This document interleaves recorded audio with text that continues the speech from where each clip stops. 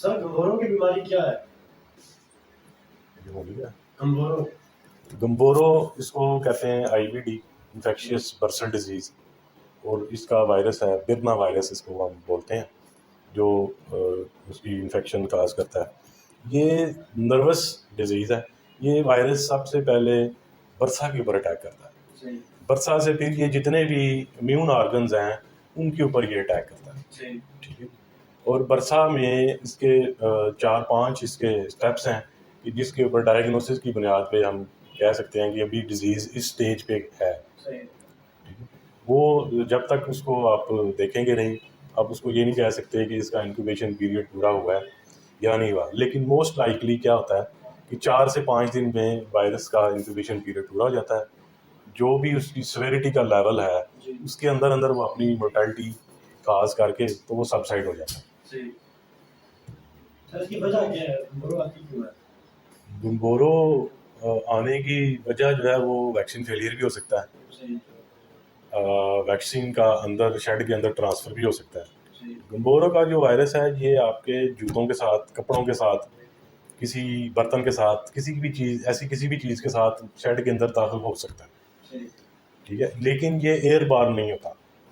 جیسے اینڈی کا virus year بارن ہے، گمبورو کا وائرس ایئر بارن نہیں ہے، یہ ہوا کے ذریعے ٹرانسفر نہیں ہوتا، ٹھیک ہے۔ یہ کسی نہ کسی چیز کے ساتھ ٹرانسفر ہوئے گا، جوتوں کے ساتھ ہو سکتا ہے، کپڑوں کے ساتھ ہو سکتا ہے۔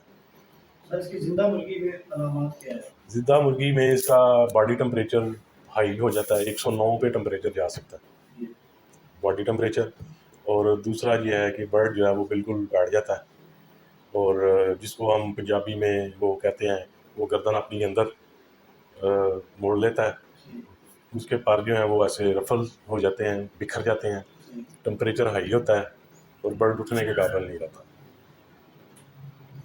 پوسٹ مارٹم میں کیا علامات؟ پوسٹ مارٹم اس کی برسا کی سویلنگ ہوتی ہے، سب سے پہلے پیری برسل اڈیما، برسا کے اوپر ایسے پانی کی طرح اڈیما آئے گا، ٹھیک ہے، اور برسا سویل ہو جائے گا۔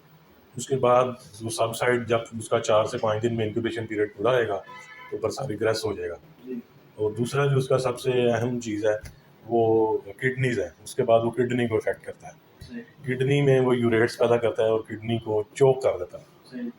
اس کی وجہ سے برڈ جو ہے کہ برڈ کے اندر ٹاکسیسٹی پروڈیوس ہوتی ہے، کیونکہ برڈ ایکسکریشن نہیں کر سکتا، اپنا اضافی فاضل مادہ جو یوریٹس ہیں جس کو ہم بولتے ہیں وہ نہیں نکال سکتا، اندر اس کے اندر اتنی بڑے نیفروسس ہو جاتی ہے کڈنی کی، کڈنی ڈیمیج ہو جاتا ہے، جس کی وجہ سے کڈنی چوک ہو جاتے ہیں۔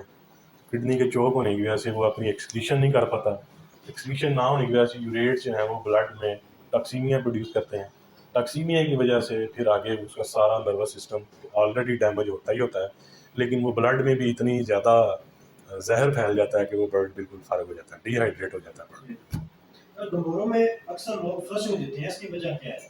اس کی وجہ یوریٹس ہیں، تاکہ کڈنی اپنا کام پراپر کرتے رہیں، اس میں یوریٹس جمع نہ ہوں، اور یوریٹس نہ جمع ہونے کی جو فائدہ ہوگا کہ وہ بلڈ میں ٹاکسن پروڈیوس نہیں آئیں گے جو وائرس کی وجہ سے پروڈیوس ہو رہے ہیں یا یوریٹس کی وجہ سے پروڈیوس ہو رہے ہیں۔ یہ اس کو ریلیف دیا جاتا ہے کہ اس کے کڈنی تو کام کرتے رہیں، اس کا بلڈ تو صاف رہے۔